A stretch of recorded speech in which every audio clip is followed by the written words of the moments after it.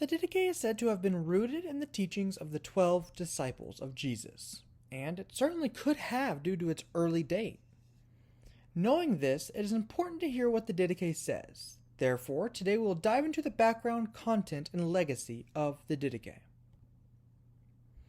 First, let's get into the history of it. It was known in the early Christianity, but it disappeared after the 4th to 5th century, only to be rediscovered again in 1873, and then published in 1883 by someone whose name I'm not going to try to pronounce because it is complicated. Now, some background information. Is it a composite document or is it a singular document? Well, scholars consider it to be a composite document for the most part, composed of several independent material, editions, and such. I question this to some degree. The differences in content and style do not necessitate a separate author. While some manuscripts do have different words, it could simply be additions from later scribes and not the original. Though being a composite text could explain these ideas. So on a surface level, I don't see much evidence for breaking it apart, but it does remain possible. Personally, I am hesitant to rip apart literature, while scholars are very quick and often too quick to do so keep that in mind as you read scholars and watch my videos. Some more background to the Didache.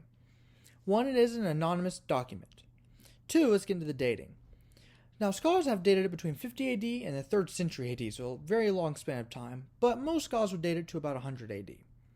The main piece of evidence that it is late is the similarity to the Epistle of Barnabas and the Shepherd of Hermas, both of which were probably written in the 2nd century. However, most scholars today reject that the Didache is dependent on them, but rather say that they have a common source. Furthermore, the reference to deacons and bishops in chapter 15, verse 1 would suggest that it was written whenever the primary church hierarchy was elders and deacons, bishops being interchangeable with elders, presbyteros, which would make it date to the 1st century. And we'll get into this in the next video about the hierarchy, or the development of the hierarchy of the early church. Now, another piece of evidence would be chapter 6, verse 3, where it's concerned with meat sacrificed to idols, which is more of a concern in the 1st century than the 2nd, and more of a concern to the mid-1st century, like 50 to 70, which is where I would probably date it. It also mentions missionary apostles, which better reflects the situation in the mid to late 1st century than, say, Ignatius, who wrote in the early 2nd. All this considered, it probably was written by one author between 60 to 80 AD, somewhere between there. But if it is a composition, then it could have been written before around that time and then composed together and finished around 100 AD. The last thing to note about the Didache and reference to the background would be that likely doesn't end where the present text ends, but we don't have that ending. One of the main sources we have for this would be a codex, and it leaves an extra page blank at the end and ends in a way that would not signal an actual ending. Knowing the background, let's get into the overall theme and main points of the book. So first we see avoiding sin and doing good. It's actually the first Christian account of the 2 ways, which we'll get into later with the Epistle of Barnabas and other things. But nonetheless, it is the first account, and that's really the main part of the book. The next one, because it's a liturgical document, and it's actually the first Christian liturgical document, it does address church and sacraments like baptism and communion. It also addresses who to receive and who not to receive, whether it be teachers, prophets, or apostles. And lastly, talks about the coming of Jesus. Knowing the content of the book, what kind of impact did it leave? Well, the legacy of the Didache is actually pretty large for the first few centuries. Clement of Alexandria quotes it and calls it scripture in one of his books. And he was writing this late 2nd, early 3rd century. It was also used to catechize converts, or teach converts, for the first few centuries of Christianity, so it was a very important book. However, as I said, it left the stage around the 4th to 5th century, and it became important again in the 1873 to 1883 when it was published. Since it was lost, and even today most people don't know about it, is it really that relevant? Well, I would say it is, and I have a few quotes here I think that prove that. This then is the path of life. First, love the God who made you, and second, love your neighbor as yourself. And whatever you do not want to happen to you, do not do to another.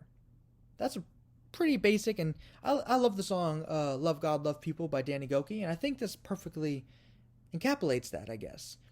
And the next quote is going to be, let your gift to charity sweat in your hands until you know to whom to give it. This is very relevant for today. A lot of people think they should just give out money like to the homeless and stuff like that, but a lot of people also know you need to be careful because they can go do sinful things with it. And I think this is a good tradition that, yeah, you need to be careful. You can't just give out anything to everybody, but rather you need to hold on to it until you know who to give it, or even how to give it, or what to give. The next one is, do not hate anyone, but reprove some, pray for others, and love still others more than yourselves. This goes in with 1 Clement, where he was reproving or correcting the Corinthians, and that it's telling us that we should do the same thing. And those that we can't correct, we should pray for. Even those who won't accept our correction, we should pray for them, and then still love others more than ourselves, which actually comes from Philippians. Next one is, my child, flee from all evil and everything like it. A lot of people, what I've heard a pastor say, flirt with sin. And that we're not sinning, but we're getting close. But this says flee from it. Don't even get close. Run from it. And I think we could really learn that today. The next one is, welcome whatever happens to you as good, knowing that nothing occurs apart from God. Now this is a big one that hit home for me. People often say, well, why did God allow this? Why did God cause that? But they see it as a bad thing that God caused or allowed something to happen. The Bible says that God causes all things to work good for those who love him. So whatever happens, if it is caused by God or it's allowed by God, it has to be one of those two, and God will work it out for those who love him. And therefore, if anything happens to you, whether it be abuse or the death of a loved one or not getting the career you want, whatever it is, even if it's evil, know that it was allowed or caused by, not evil, evil wouldn't be caused by God, but whatever it was at least allowed by God for a higher purpose and for something good. I got 3 more quotes that I think are very relevant.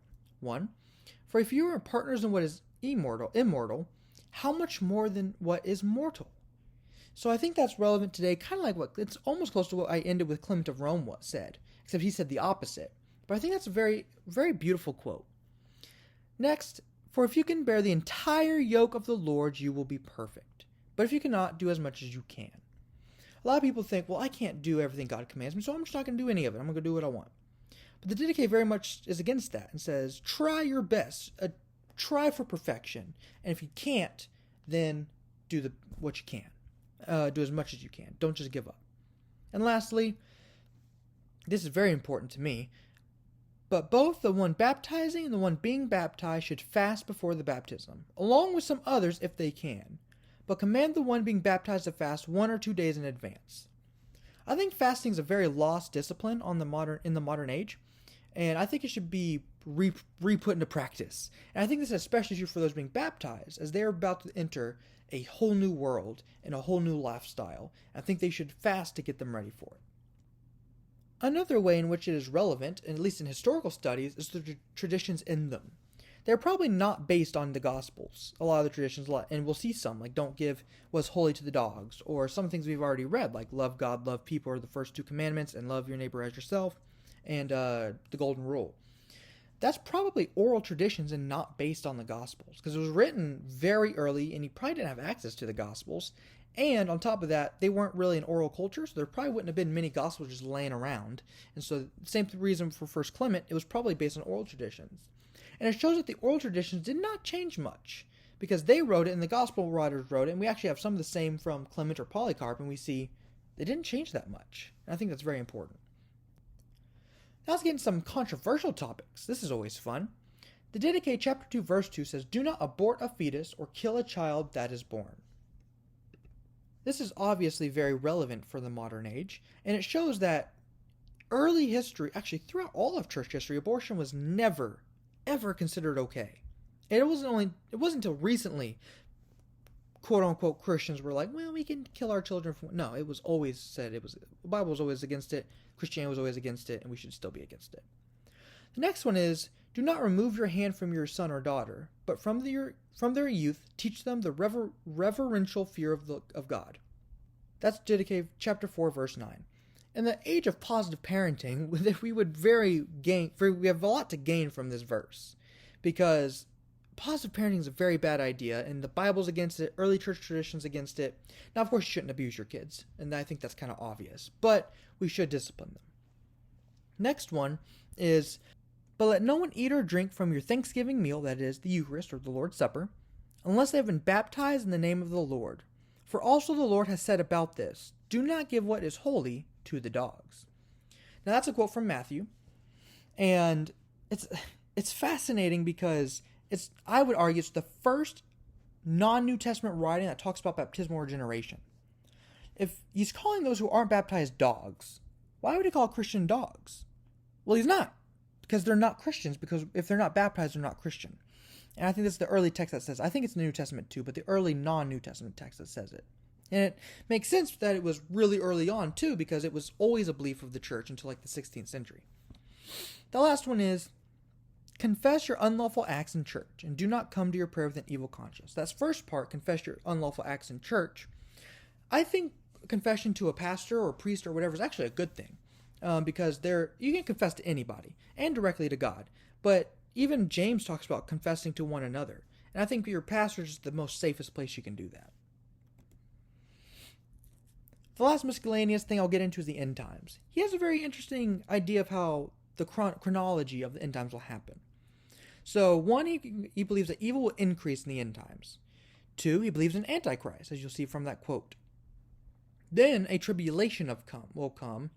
Then there will be a rip in the sky, the sound of a trumpet, and the resurrection of some of the dead, the righteous people, that is. And then Jesus will come on the cloud of heavens, and we will see him. So this I don't really think fits many ideas of the end times, but he has a very interesting eschatology that needs to be considered. So, therefore, from all this we can learn that we must hold to the correction and encouragement of the Didache as we prepare for our heavenly life. And if you need any other reason to stay the course, hear what the Didache says. For the entire time of your faith will be of no use to you if you are not found perfect at the final moment.